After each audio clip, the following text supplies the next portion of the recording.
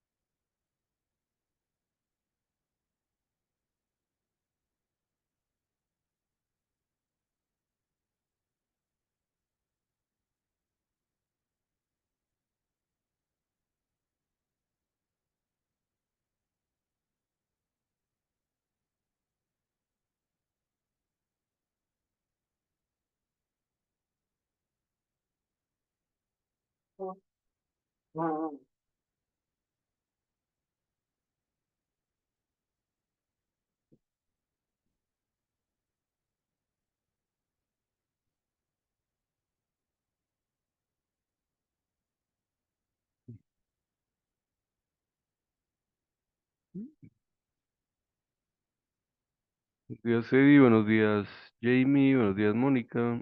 Ya pueden marcar asistencia.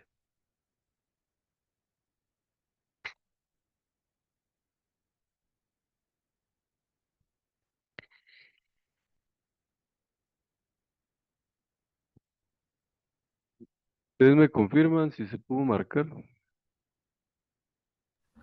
Sí, licenciado, yo ya lo hice. Gracias. Vamos a ver el último, perdón, sería el penúltimo tema y la última tarea. Vamos a revisar si es la última o la penúltima. Según el programa del curso, estamos en la semana 8 y hoy vamos a revisar la tarea 8. Sí, efectivamente es la última tarea.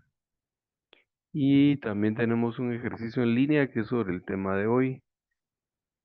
La próxima semana ya no hay tarea, solamente les reviso la tarea que vamos a ver hoy. Y tampoco hay ejercicio en línea, o si hay, permítanme, sí hay ejercicio en línea. O sea que ya solo nos quedaría un ejercicio en línea.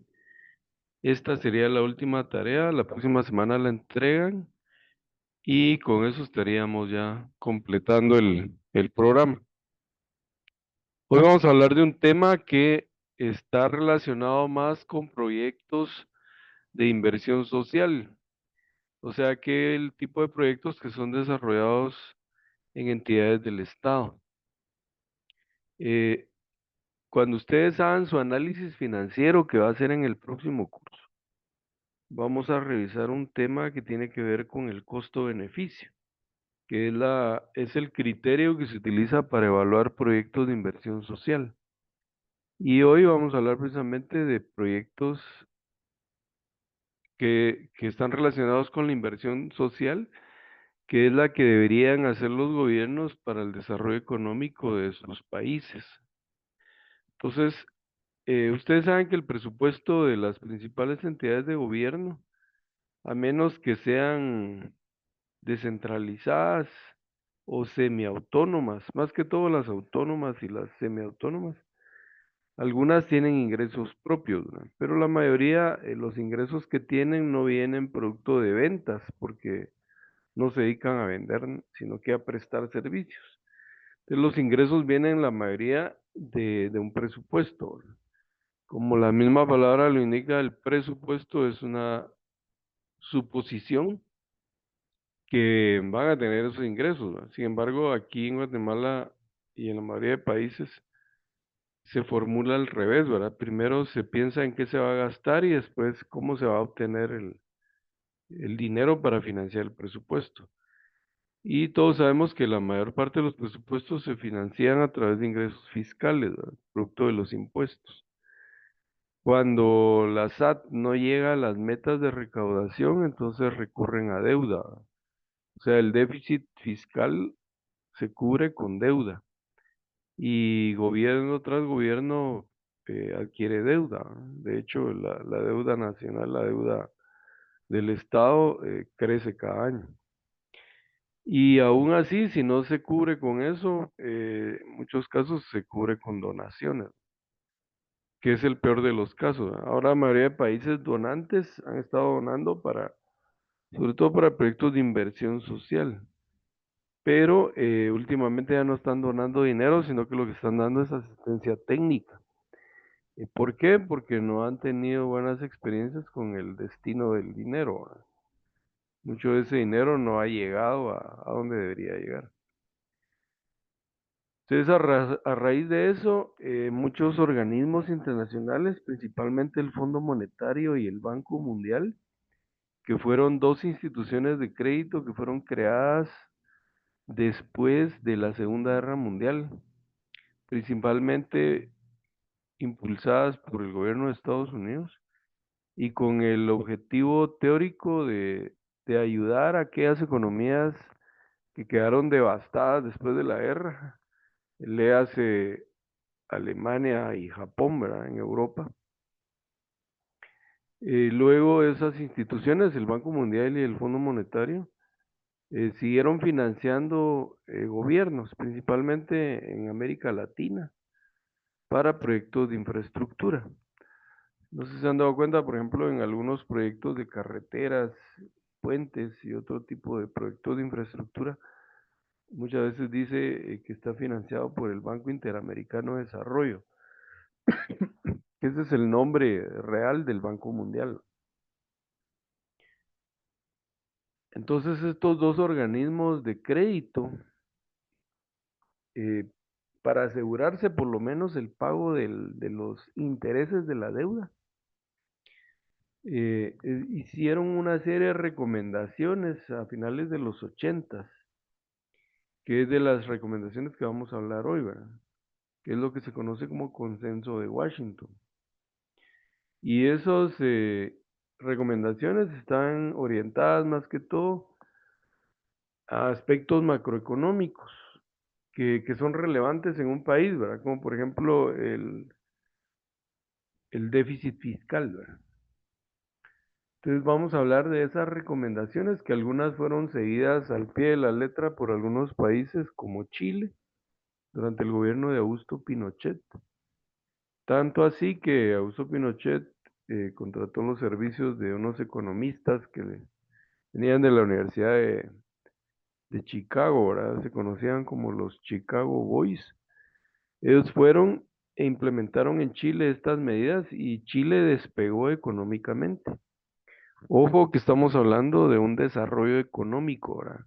Que es muy diferente a un desarrollo humano, porque la paradoja se da en países como Cuba, donde si bien es cierto que el bloqueo económico ha frenado mucho el despegue económico de Cuba, sin embargo, en desarrollo humano supera a muchos países de América Latina, ¿verdad? Y es reconocido internacionalmente, por ejemplo, la calidad de la educación, el nivel de alfabetismo es casi el 100% en Cuba. Y los índices de salud también son mucho más altos, ¿verdad? Comparados con, por ejemplo, con el nivel de desnutrición que hay en Guatemala y el nivel de analfabetismo, ¿verdad? Por ponerles un ejemplo, que hay en nuestro país. Entonces, el desarrollo humano no necesariamente está impulsado por el desarrollo económico. Y la principal razón es la desigualdad social.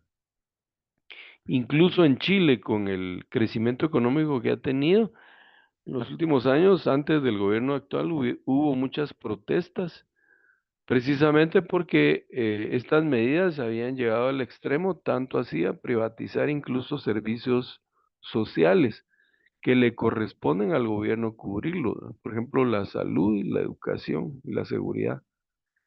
En Guatemala, por ejemplo, la seguridad, el gobierno no ha cumplido a cabalidad con esa obligación, ¿verdad?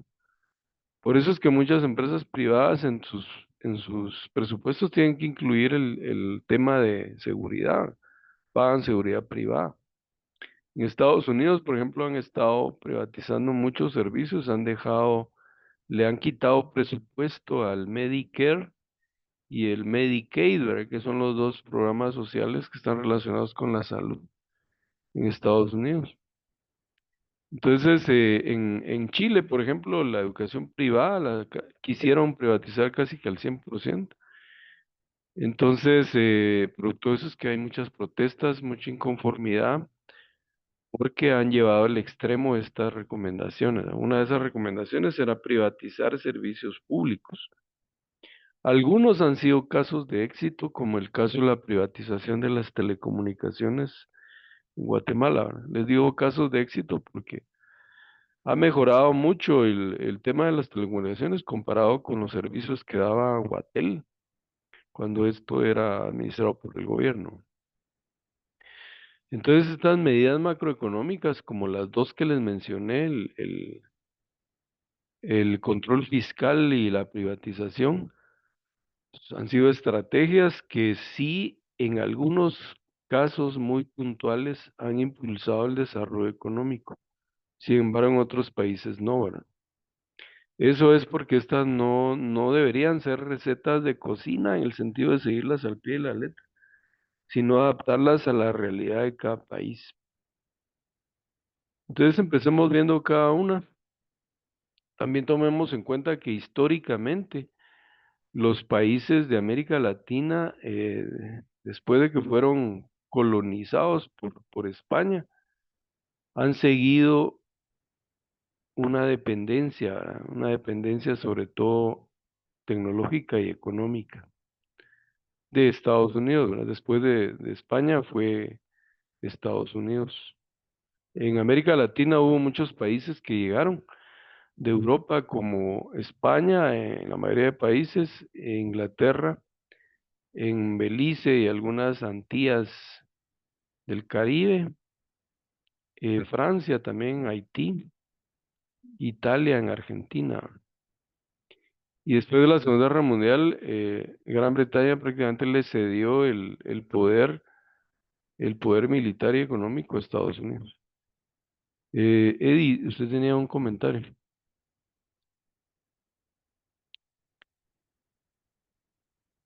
Eddie levantó la mano, Eddie.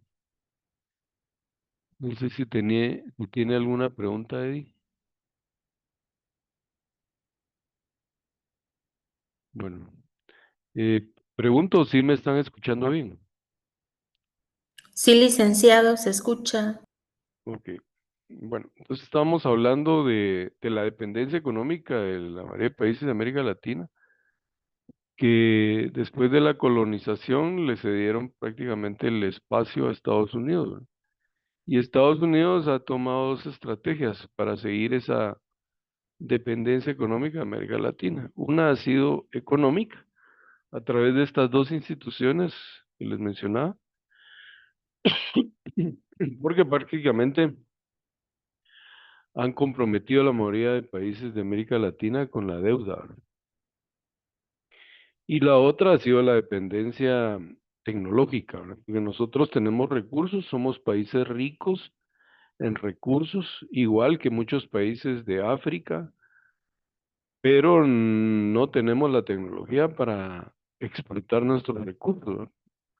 Hablándoles, por ejemplo, de países de África, como Nigeria, es un país petrolero, pero depende de estos países que los colonizaron para su explotación, ¿verdad? El Congo, por ejemplo, es rico en minerales como el cobalto, por ejemplo, que se utiliza para la producción de productos electrónicos. En América Latina, ¿verdad? Argentina, México, Bolivia tienen grandes yacimientos de litio, que es otro mineral que se utiliza para la producción de baterías de teléfono y celulares y ahora también automóviles. Entonces, recursos tenemos, pero dependemos mucho de la tecnología que no producimos. Pero eso es intencional, ¿verdad? Porque esa dependencia económica ha frenado mucho nuestro desarrollo, no solo económico, sino también social. Entonces, ¿cuáles fueron esas famosas 10 medidas que recomendaron estas instituciones? Principalmente para continuar con esa dependencia, ¿verdad? Económica. Algunas de las recomendaciones les van a parecer muy lógicas y tienen sentido, ¿verdad? Pero con sus matices. Vamos a ver cuáles. Por ejemplo, la disciplina fiscal. ¿En qué consiste la disciplina fiscal? Consiste en que los gobiernos gasten solo lo que les permiten sus ingresos, ¿verdad? Eso significa, por ejemplo, el control del gasto.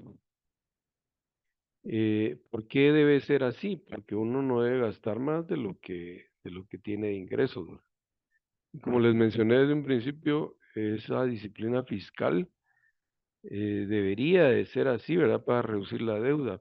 Como no se logra cubrir el presupuesto con los ingresos fiscales, se ha seguido endeudando el país y, y eso a la larga provoca la devaluación de la moneda, porque el déficit en la balanza comercial, que es la relación que hay entre exportaciones e importaciones, es negativo.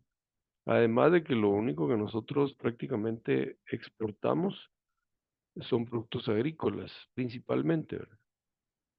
E importamos la mayoría de productos de tecnología, ¿verdad? Industria. Entonces, en algunos casos, como en el caso de China, la devaluación de la moneda les conviene y es curioso, ¿verdad? ¿Por qué les conviene? Porque ellos son países exportadores, entonces pueden exportar más barato y eso les permite ser más competitivos. Entonces ahí la devaluación ha sido intencional. En el caso de Guatemala, el Banco de Guatemala, el Banco Central, ha mantenido el equilibrio en la tasa de cambio.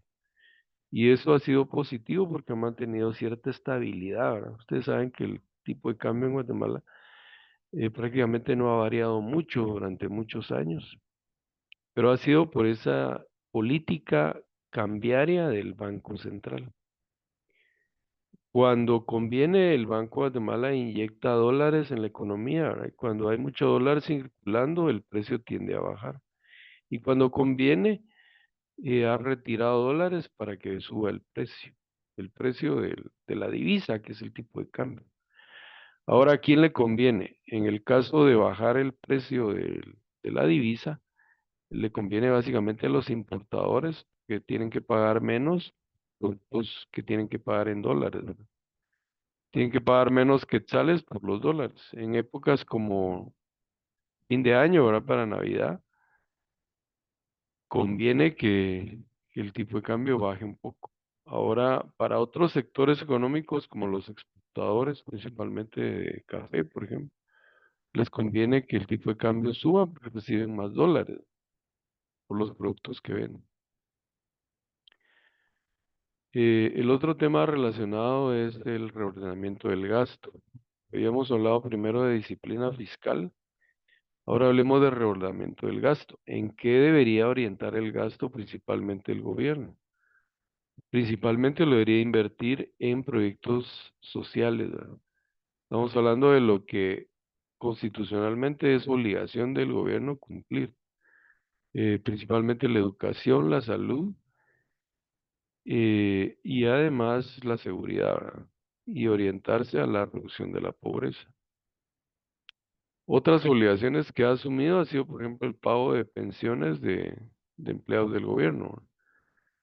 Esa es una obligación porque todos los empleados del gobierno pagan un fondo, ¿verdad? Que se conoce como Montepío.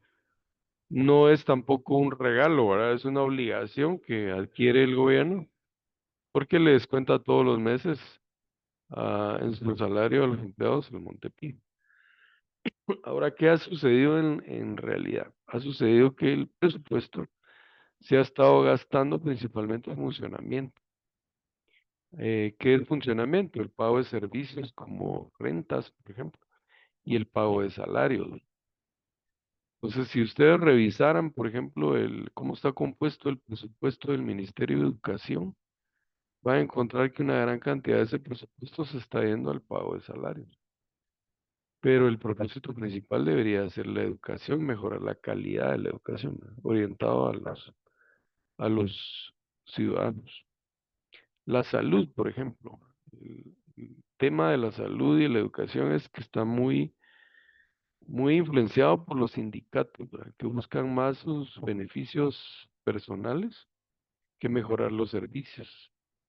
En el tema de salud, por ejemplo, la obligación del gobierno debería de ser mejorar la infraestructura de los hospitales, el equipamiento, el encampamiento y la calidad de la salud. Entonces ahí es donde yo les decía que un desarrollo económico no necesariamente va a mejorar la calidad de vida, sería el desarrollo humano. Entonces uno dice, bueno, ¿cómo es posible que países como Cuba tengan mejores servicios de salud y de educación? Por eso, ahora, porque el gasto debería estar orientado principalmente a eso. Entonces, en ese sentido, este tema se relaciona con aquellos proyectos que están orientados a servicios sociales, porque ahí lo que se debe evaluar es el costo-beneficio. El costo, si lo pueden cubrir con el presupuesto, se justifica con el beneficio que va a tener para la población. El otro tema es la reforma impositiva. Les había mencionado que el déficit fiscal existe principalmente porque no se logran llegar a las metas de recaudación.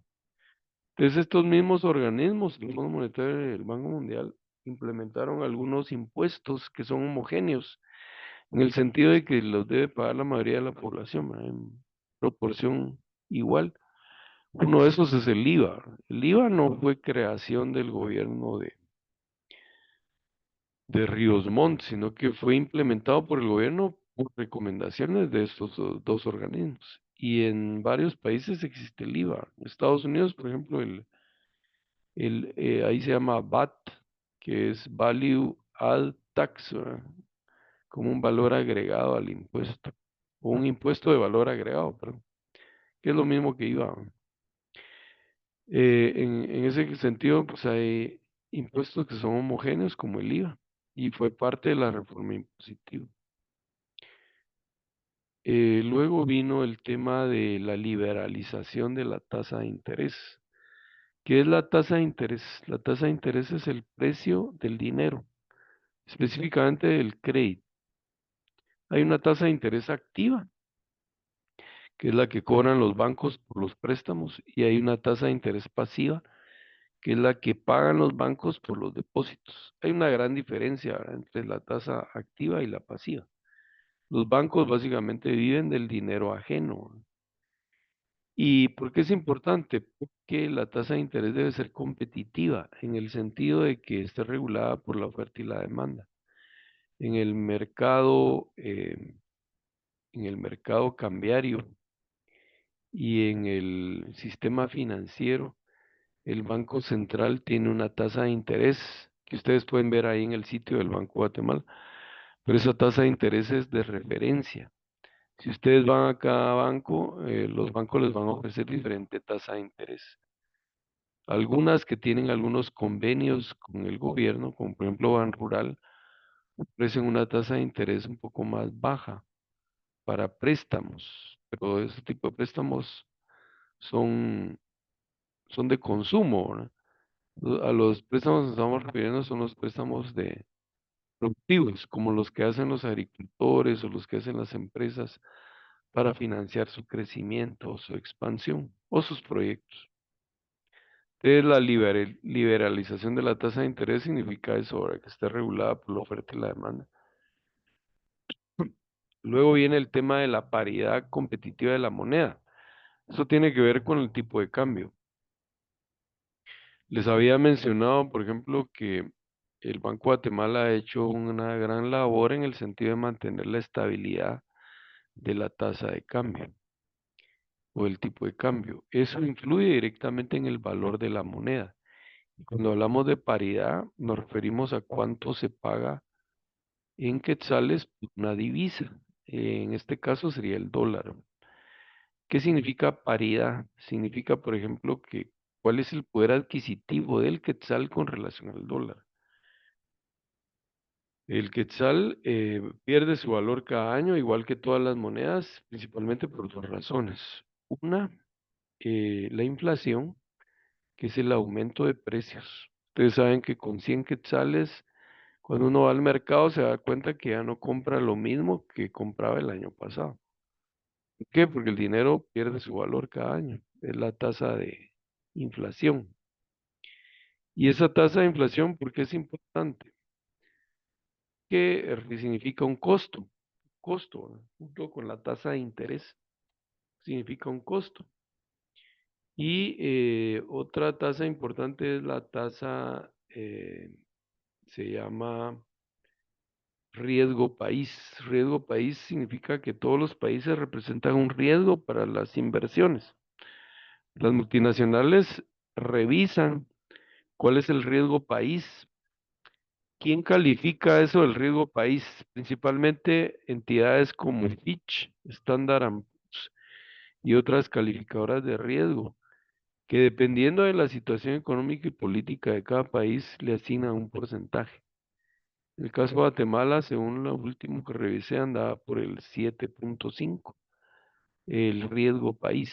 Quiere decir que Guatemala, por sus condiciones económicas, políticas, temas de seguridad, por ejemplo, representa un riesgo, ¿verdad? Países que están en guerra, como Ucrania, por ejemplo, representan un riesgo muy alto y difícilmente una multinacional va a ir a invertir en Ucrania en este momento. El riesgo de perder su inversión es muy alto. Entonces, ¿de qué depende la paridad de la moneda? Principalmente de qué tan competitivo es un país para atraer inversiones, de qué tan controlado mantiene la tasa de inflación y de la política que tenga, ¿verdad? Sobre todo económica, para mantener la estabilidad de la moneda. También depende mucho de la productividad. Un país que exporta, como en el caso de China, tiende a revaluar la moneda.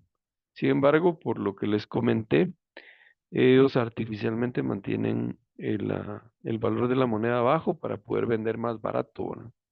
Y ser más competitivos. Entonces, esa es la razón por la que mantienen la moneda a una tasa de cambio más baja. Luego viene el tema de la liberalización del comercio. Ahí dice consejo, pero debe ser comercio. Liberalización del comercio internacional. ¿De qué estamos hablando? Estamos hablando de un tema de actualidad, que es el tema de los aranceles. Los famosos aranceles que el actual gobierno de Estados Unidos le ha puesto a todo el mundo. Empezaron con China, ¿verdad? Porque es su principal competidor, sobre todo económico, y luego lo extendieron al resto de países. Eso se llama proteccionismo y eso es totalmente opuesto a la liberalización del comercio. Entonces uno se pregunta, ¿qué si ellos recomendaron a finales de los 80 que hubiera una liberalización del comercio?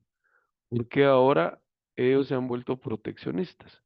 Por una simple razón, ¿verdad? Las recomendaciones que ellos han hecho han sido principalmente para favorecer sus intereses económicos.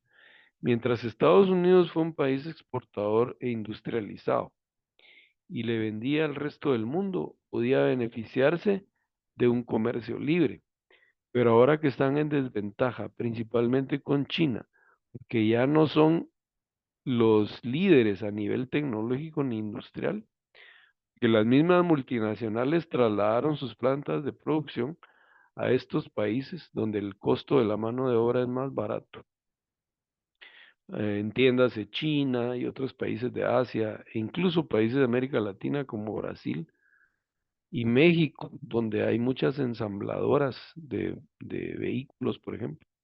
Y ahora en el caso de Asia, donde producen mucho producto electrónico.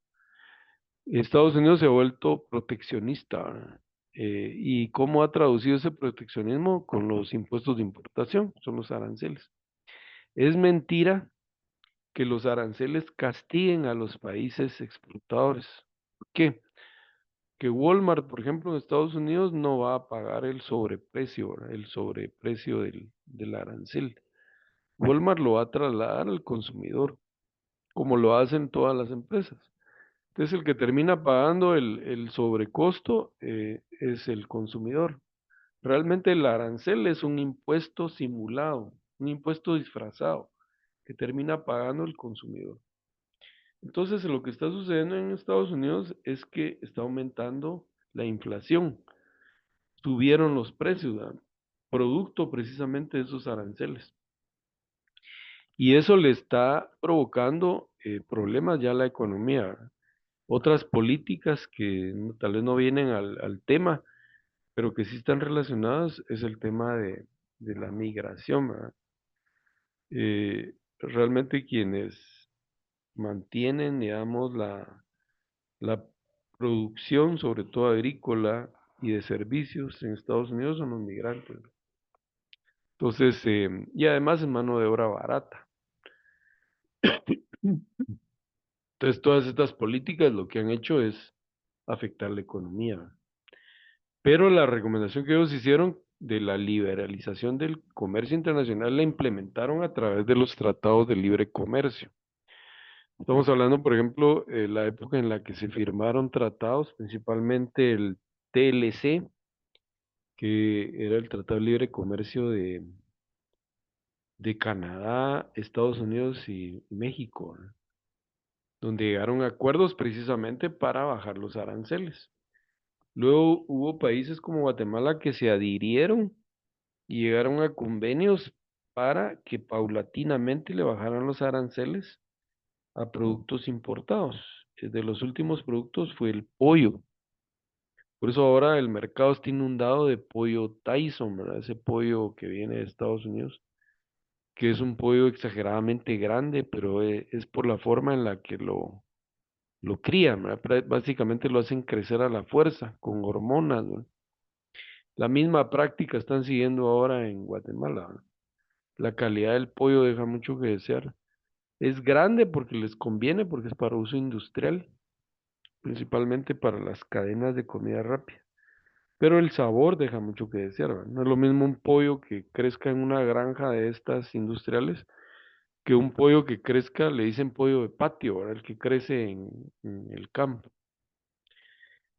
Además de que cuando cocinan el pollo se dan cuenta que ese tamaño es artificial, ¿verdad? Se hace pequeñito.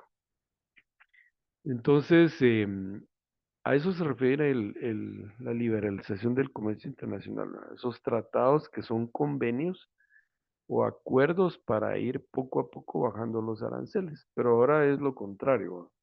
Estados Unidos ha subido los aranceles a todo el mundo. La otra recomendación que hicieron en esa época, en el 89, fue la liberalización de la inversión extranjera directa.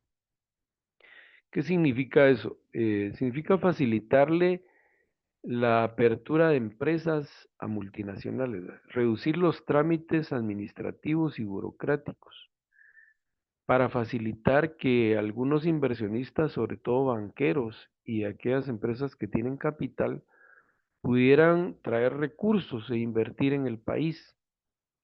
En Guatemala, por ejemplo, los call centers, ¿verdad? Es un ejemplo. Estas multinacionales han venido, han tenido, digamos, muchas facilidades. Antes de ellos fueron las maquilas y han generado empleo, ¿verdad? Y eso es positivo desde el punto de vista de que generan oportunidades de trabajo. Pero siempre ellos buscan las condiciones más favorables, ¿verdad? Por ejemplo, en Guatemala, básicamente buscan beneficios fiscales y calidad de la mano de obra. Lamentablemente en Guatemala muchos de estos empleos, principalmente de estos servicios de call center, se han perdido porque no tenemos la cantidad de mano de obra que ellos necesitan, ¿verdad? El año pasado se perdieron alrededor de 15,000 empleos que no llenamos la cantidad de recurso humano que ellos necesitaban, ¿verdad? Ahora prefieren contratar, por ejemplo, en El Salvador, que tiene más gente que habla inglés, tiene mejor nivel de inglés que nosotros, ¿no? Entonces, eso tiene mucho que ver, ¿verdad?, con la calidad de la mano de obra. No solo el costo de la mano de obra, sino la calidad también, ¿verdad? Pero básicamente ha sido eso, permitirle a los inversionistas las condiciones económicas para que puedan invertir en el país. El otro tema fue la privatización y esto es el caso de éxito que les podría mencionar en el caso de Guatemala. Estamos hablando principalmente de privatizar empresas públicas. En Guatemala, durante esa época precisamente, Guatel, ¿verdad? La empresa de telecomunicaciones de Guatemala era la única que prestaba servicios de telefonía. No había internet en ese tiempo. Y solo por mencionarles un caso, yo en esa época tuve que hacer una llamada a Estados Unidos urgente y apenas me tardé 5 minutos. Tuve que ir a una cabina, porque en ese tiempo eran cabinas las que había en Guatel para poder hacer la llamada. ¿Cuánto creen ustedes que pagué por 5 minutos de una llamada a Estados Unidos? No sé si ustedes recuerdan esa época. ¿Cuánto creen que pagué por una llamada de 5 minutos? Dos En una, dólares. $2. Barato, ¿Ves? ¿verdad? No, lo que pagué fueron 150 quetzales. Eso era más o menos lo que cobraron. Increíble, ¿verdad? Ahora, ¿cuánto pagan ahora ustedes por una llamada a través de WhatsApp? ¿Cuánto se paga ahora por una llamada internacional? Dependiendo de lo que uno le ponga a internet. Medio que en Claro, ¿verdad? internet, nada. Nada, ¿verdad? Pueden ir a un McDonald's, toman un café, se conectan al Wi-Fi y hacen la llamada. O sea, en ese sentido una experiencia de éxito haber privatizado las telecomunicaciones, pero no es simplemente privatizar, sino también crear las condiciones económicas para la competencia. Cuando Guatel fue vendida a Telgua, que por cierto es de capital mexicano, se le vendió de ganga, el precio de ganga se le vendió al mexicano, a Carlos Slim, que es el dueño de Telmex y de Telgua, y varias telefónicas en América Latina. Les digo que se les vendió a precio de ganga porque Guatel tiene mucha infraestructura, cableado principalmente, y, y prácticamente se volvió el líder, ¿verdad? En esa industria. Pero también entraron otras empresas como Bell South y Telefónica, y también una empresa que en ese tiempo se llamaba Comcel. Fue éxito porque hay competencia y poco a poco se fue reduciendo. ¿Verdad? Ahora ya solo hay dos proveedores, que es Tigo es el nombre comercial, ¿verdad? Tigo y la otra es Claro, ¿verdad? Que es Telgo. Entonces, estas dos empresas ahora se volvieron un oligopolio en el sentido de que solo son dos proveedores. Lo ideal sería que fueran más, ¿verdad? Para que puedan competir, principalmente por calidad y precios. Pero en esa época me recuerdo yo que cada semana lanzaban sus paquetes, ¿verdad? Todas las semanas las empresas ofrecían un paquete con precios más bajos, porque básicamente estaban compitiendo, ¿verdad? Por precios. Entonces las privatizaciones son buenas siempre y cuando haya competencia, porque si no van a pasar de un monopolio estatal a un monopolio privado. Y los monopolios estatales tienden a ser deficientes en la calidad del servicio. Los monopolios privados a veces son más eficientes, pero muchas veces abusan en el precio. Entonces, la competencia es uno de los factores fundamentales para que estas privatizaciones funcionen. Lo que no se vale privatizar son servicios básicos como la educación y la salud. ¿Por qué no se vale? Porque la mayoría de la población no tiene los ingresos necesarios para pagar un hospital privado, por ejemplo.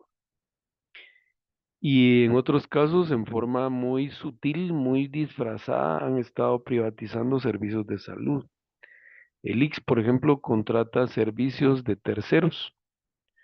O sea, mandan a los pacientes a algunos hospitales privados para que les den el servicio y el IX se los paga. Pero recuerden que muchos de esos servicios están sobrevalorados y se los dan a algunas empresas que no llenan los requisitos. ¿verdad? Hay muchos casos documentados, denuncias de empresas que las crean meses antes de que les adjudiquen. Y eso, por cierto, le corresponde a la Contraloría, ¿verdad? Auditarlo. Hay mucha corrupción. Entonces, ese fue el tema de la privatización. En muchos casos fue un éxito y en otros fue un problema real, ¿verdad? Social, como en el caso de Chile con la privatización de la educación. El otro punto fue la desregulación financiera y comercial. ¿Qué significa esto? Eliminar cualquier tipo de control o de sanción a la inversión, sobre todo financiera. En Guatemala, por ejemplo, hay mucho capital extranjero en el sistema bancario. Bancos como el Banco Agrícola Mercantil tienen capital colombiano. De hecho, ya hasta la imagen cambiaron, ¿verdad? Banco de Antigua también tuvo inversión canadiense con el Scotiabank. El Citibank, que es uno de los bancos más grandes del mundo, ahí, estadounidense, estuvo en Guatemala y luego le vendió la cartera de tarjeta de crédito a Promérica. Y últimamente andaban los chinos también queriendo comprar algunos bancos, ¿verdad? Le hicieron ofertas al Banco Industrial, pero no las concretaron. Entonces, ¿eso a quién le conviene? El capital extranjero, ¿verdad? Poder invertir, sobre todo en el tema de la banca, en el mercado internacional. Y el último punto son los derechos de propiedad. ¿A qué se refiere eso? Hay un delito que se llama piratería. La piratería, perdón, consiste en copiar, ¿verdad? Marcas, patentes y esto afecta a las multinacionales. Los derechos de propiedad es que el sistema jurídico garantice el respeto a la propiedad privada. Cuando hablamos de propiedad privada no nos referimos solo a activos fijos, ¿verdad? Como edificios, maquinaria, terrenos, sino también nos referimos a propiedad intelectual. El software, por ejemplo, es propiedad intelectual. Las patentes es propiedad intelectual.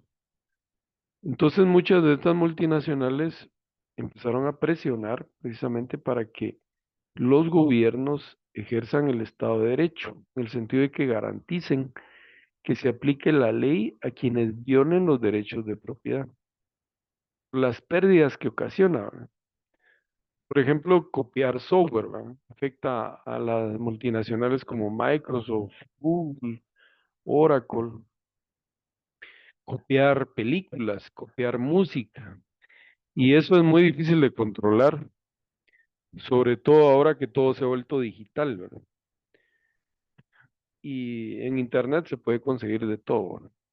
Se pueden copiar libros, se pueden copiar películas, música, software. Y esa mala práctica la han seguido mucho los chinos, ¿verdad? Los chinos copian todo, ¿verdad? Siempre han copiado marcas de tenis, de ropa deportiva. Y cuando ellos ingresaron a la Organización Mundial de Comercio, precisamente les exigieron eso, ¿verdad?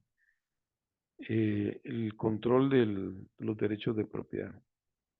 ¿A quién protege esto? Principalmente a las multinacionales. Bueno, esas son las 10 recomendaciones del famoso consenso de Washington. ¿Y por qué es importante? Porque de alguna manera esto influye mucho en el desarrollo económico de los países, pero no garantiza el desarrollo humano, ¿verdad? Ejemplos ya pusimos, como el caso de Cuba, pero sí influye, ¿verdad? De esto depende mucho la situación económica de muchos países, de que también ha implementado todas estas medidas. No sé si tienen alguna pregunta, algún comentario con relación al tema de hoy.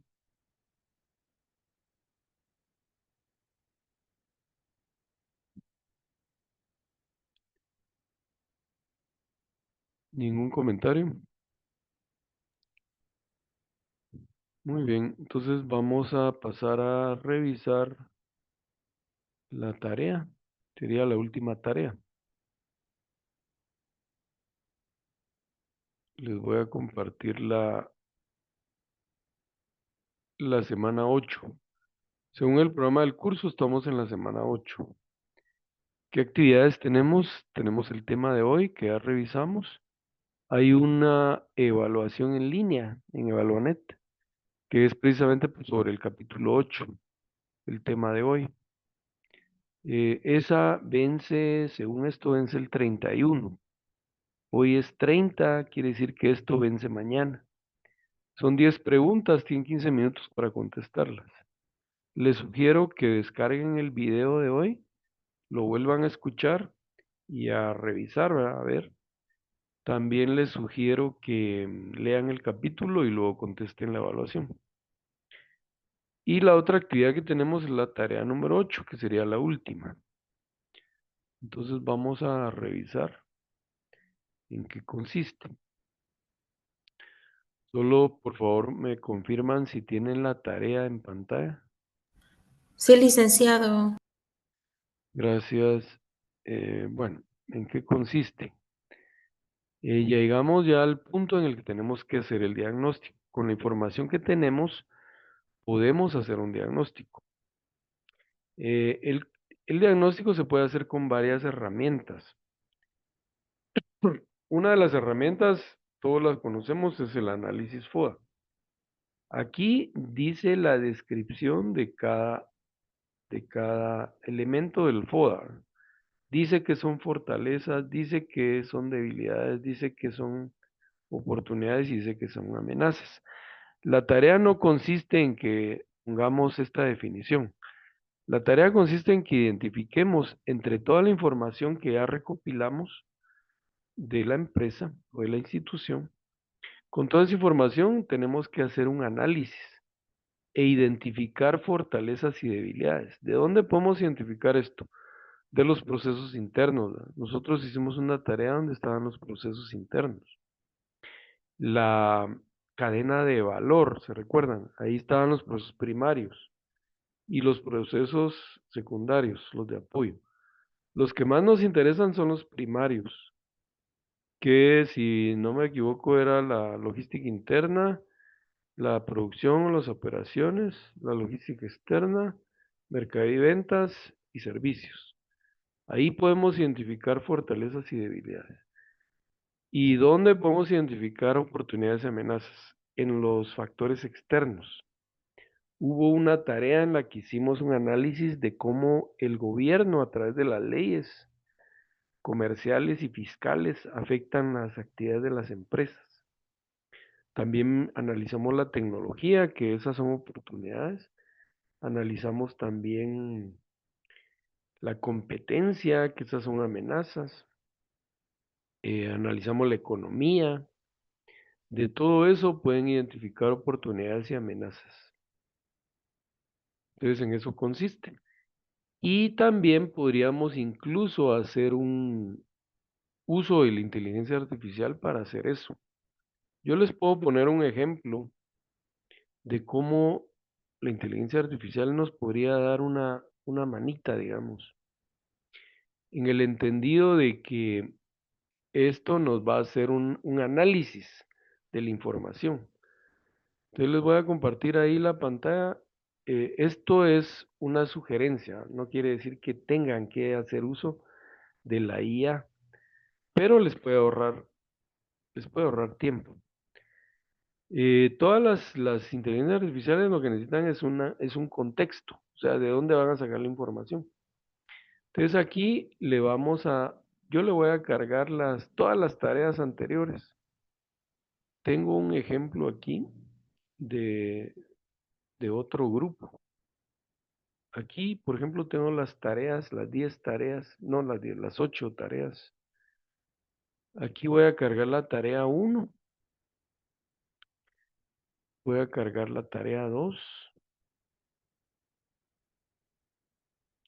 voy a cargar la tarea 3. Esta herramienta le permite a uno cargar bastantes archivos. Cada una de las IAs tiene sus limitaciones, pero esta le permite a uno cargar muchos archivos y analizarlos. Ahí ya voy a cargar la cuarta. Y el archivo completo lo puede analizar. Voy a cargar la quinta. Voy a cargar la sexta.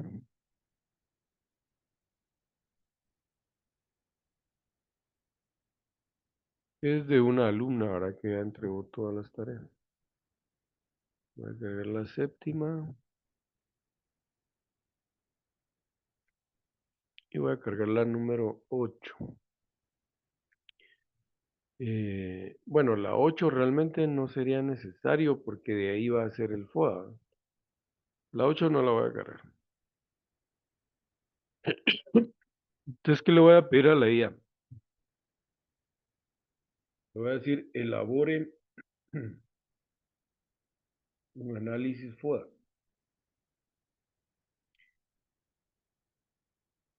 con la información proporcionada.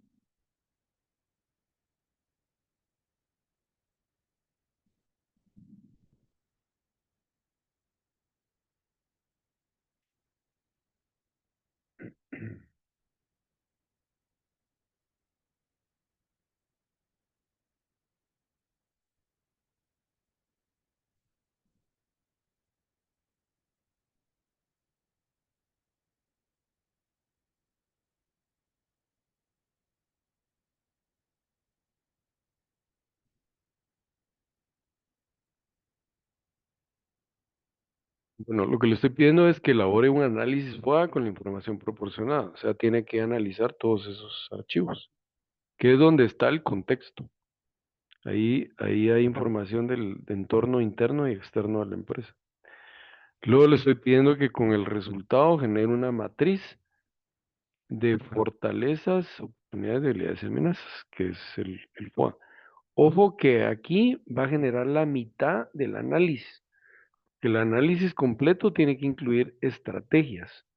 O sea, cómo yo puedo utilizar una fortaleza para atacar una amenaza, cómo yo puedo con una oportunidad atacar una debilidad. Esas son las estrategias. Se lo puedo pedir a la IA y también lo sugiere.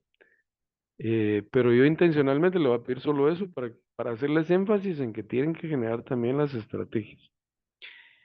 Y le estoy pidiendo HTML, que es un formato que les permite leer el archivo en cualquier navegador. Entonces no se van a asustar que esto va a generar un montón de código en HTML, pero no se preocupen, que es muy fácil de leer en cualquier navegador. Lo único que hay que hacer es grabarlo y uno lo abre y ya lo muestra.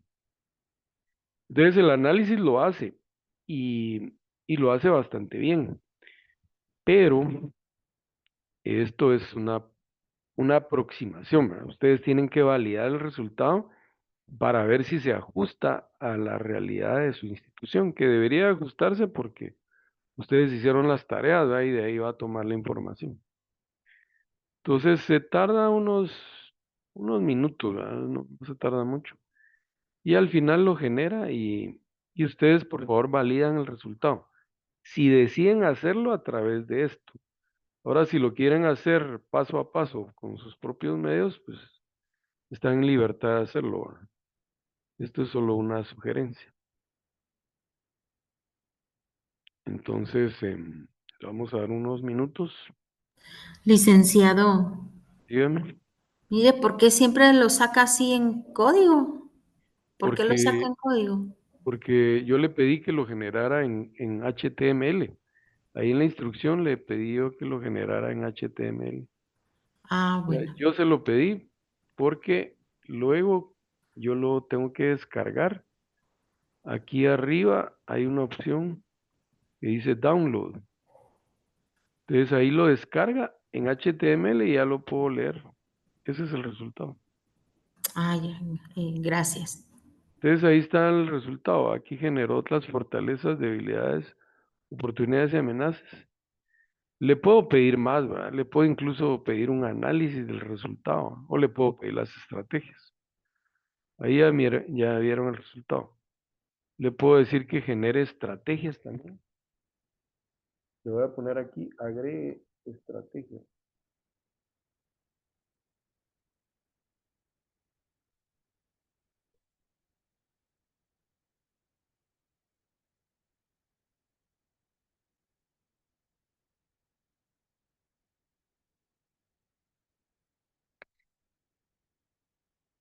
Entonces ustedes ahí van jugando con la información, la validan, por favor, para que sea legible, no legible, sino que sea válida, ¿verdad? Que sí se aplique a su empresa. Y lo que aplique, pues lo dejan, lo que no aplique lo pueden quitar, ¿verdad? Entonces esta es la tarea. La tarea número 8 consiste en que hagan su análisis FODA, que lo hagan en forma de matriz y que le agreguen estrategias. Las estrategias van a ser las actividades necesarias para poder, por ejemplo, aprovechar una oportunidad. Por ejemplo, una oportunidad podría ser la tecnología. La tecnología en la mayoría de casos es una oportunidad que nos permite aumentar la productividad o disminuir los costos, sobre todo los costos de mano de obra. Y una debilidad podría ser recurso humano no calificado. Esa es una debilidad, ¿verdad? Es algo interno. Pero ¿cómo podría yo aprovechar la tecnología para reducir la mano de obra no calificada? Por ejemplo, a través de la educación virtual. Si ustedes necesitan capacitar a su personal administrativo en uso de tecnología, en YouTube hay una cantidad de cursos gratuitos que, que enseñan a utilizar herramientas de tecnología, incluso de inteligencia artificial. Entonces la empresa no tiene que invertir mucho, más que darle los recursos, darles el equipo, la conectividad a los empleados. Y los cursos los pueden recibir incluso fuera de horario de oficina para que puedan capacitarse, autocapacitarse. Y muchas empresas lo están haciendo. Entonces yo puedo aprovechar una oportunidad, en este caso sería la tecnología, que cada vez está más accesible, para atacar una debilidad, que sería, por ejemplo, la falta de personal calificado. ¿Cómo podría, por ejemplo, utilizar una oportunidad? ¿Cómo maximizar una oportunidad a través de una fortaleza?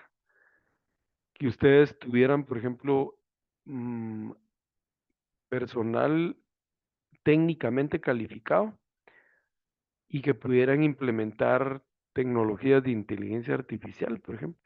Eso podría ayudar a maximizar una oportunidad, ¿verdad?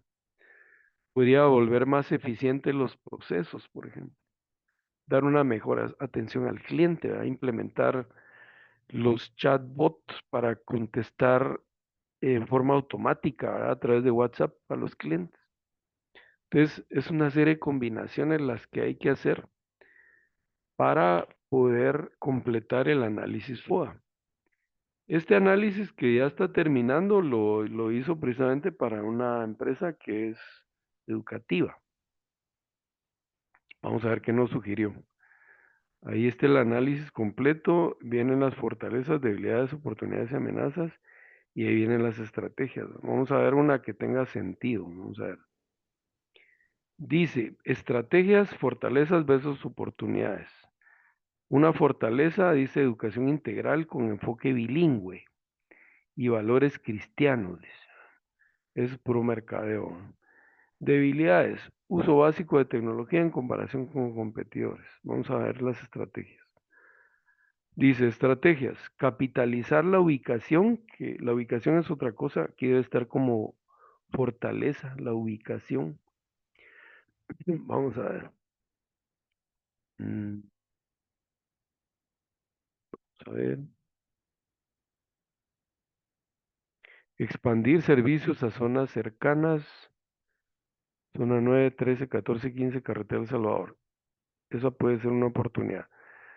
Capitalizar la ubicación privilegiada, porque sí, la zona 10 es una buena ubicación para atraer familias de alto poder adquisitivo mediante marketing dirigido.